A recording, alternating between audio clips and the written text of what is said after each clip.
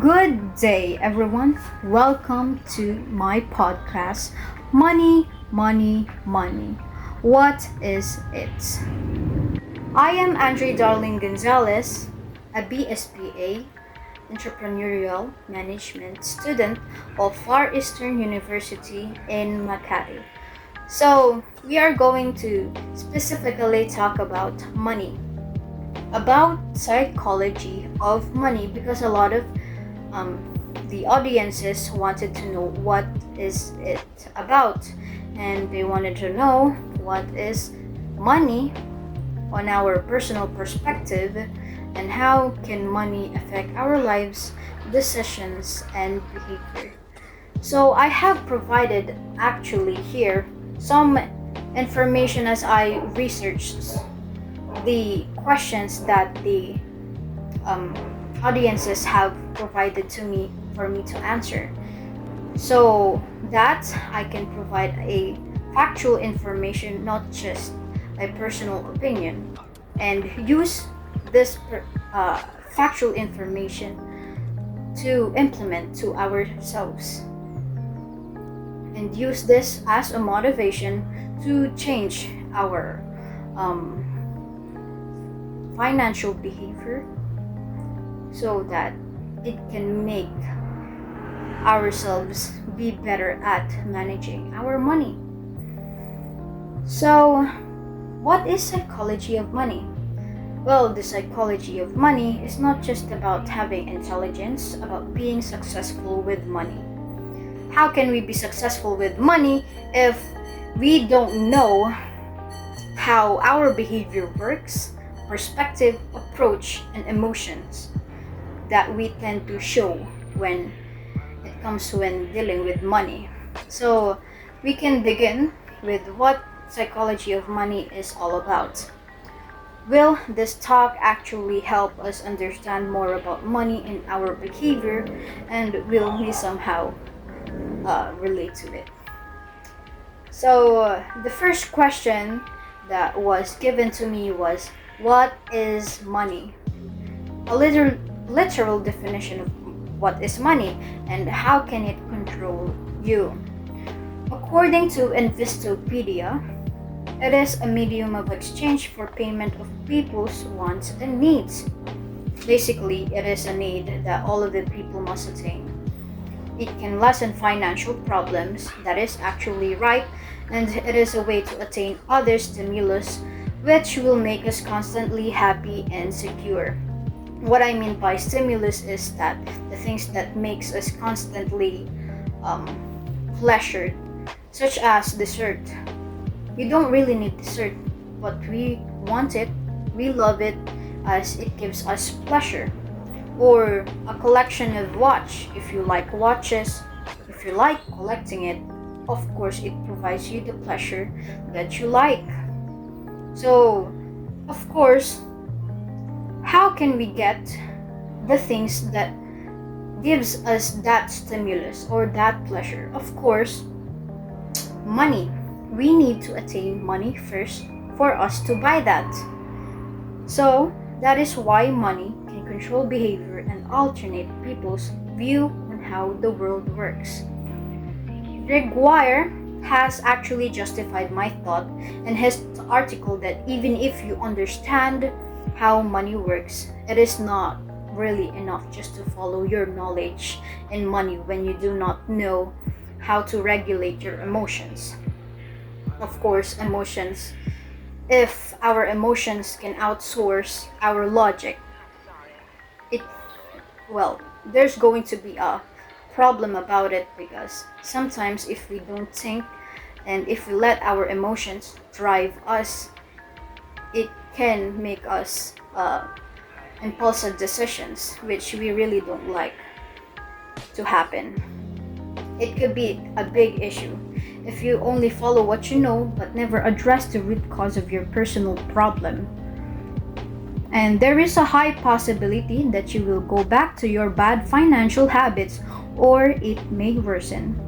Most people do not know how money is related to our psychological issues, which is why most people believe that money is evil, when in fact it is our personal issues that make us act in that way.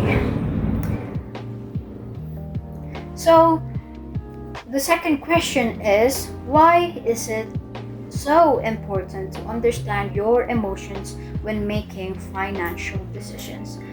This question is actually, let's say, interesting because it talks and it asks about emotions and financial decision making. So, of course, when dealing with our emotions, fear, greed, envy, and other overwhelming emotions can interfere with making right decisions. Our emotions can outsource our mind when dealing with big financial deals and promises. For example, when you're dealing with big financial deals, it's like a person provides you this deal that if you invest in this company, you will be given a 10% interest rate.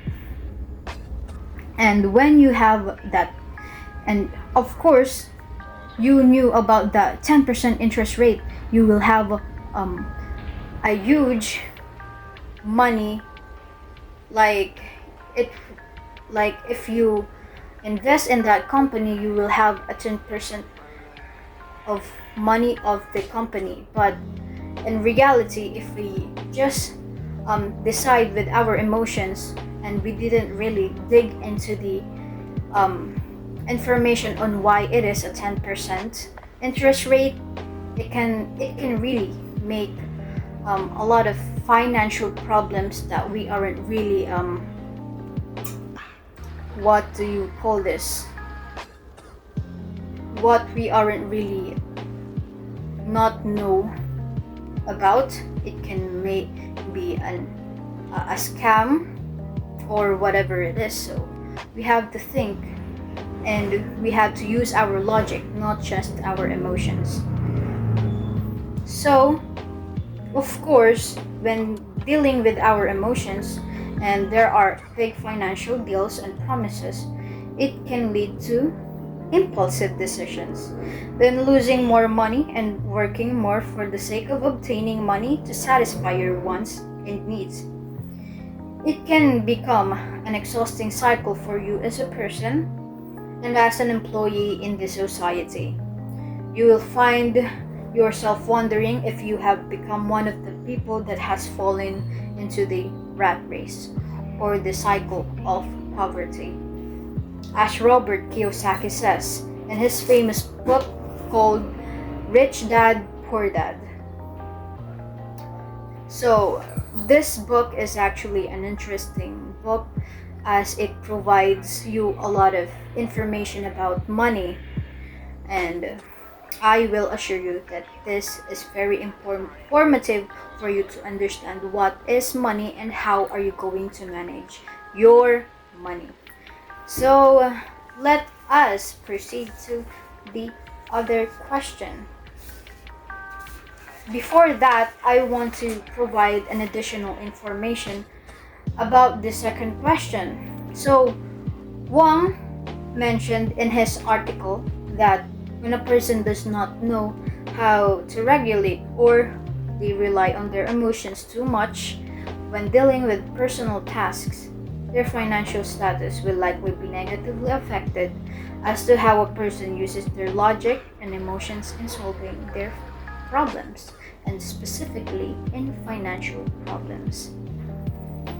So, for the last question of the podcast, why do a lot of people most likely develop money obsession? Money obsession. There are a lot of reasons why most people develop money obsession, but let us focus more on a general perspective where a lot of people will relate to. So, of course, let me remind you again that money is an item that provides security to humans' needs. If, of course, we do not have it, or if they do not have it, they will have a hard time to provide security in their lives, especially in a money-centered society or a money-driven society where money is the primary payment to attain human necessities and desires. Curtis has also mentioned that when people constantly experience financial problems, and the most effective way they know how to solve is to attain money, there will be a tendency that people will develop an obsessive behavior with money. As they develop it, Megan briefly said that its effects on human behavior are emotional dependency, self-destructiveness, loss of self-esteem, and desperation. So, if we didn't, or if we do not study our emotions, if we do not acknowledge why are we acting in a certain way, or why we are having this recurring financial problem, it is going to be a cycle wherein you're going to have to face a recurring financial problem that you want to solve for in a long time but has not actually solved it, only because you did not, or you do not address the root cause of the problem, of your financial problem. Yes, we can make like multiple ways on how to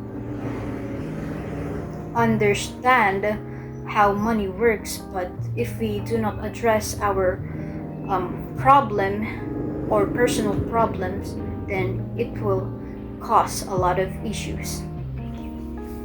So for our last part is, what is my takeaway or lesson that I want to give to the audiences? Well, understanding the psychology of money is important to seeking the reason for your financial problem and how it makes you feel controlled by it. It can be your new journey to having a good relationship and perspective with money. Our perception of money and regulation of emotions can impact our financial decision making, which is why it is important to recognize the potential causes and effects of money obsession tendencies. By digging into the psychology of money, we can develop a deeper understanding of ourselves and our relationship with money. So that's all about psychology of money, and I hope you have understand a lot of what is psychology of money is all about. Thank you.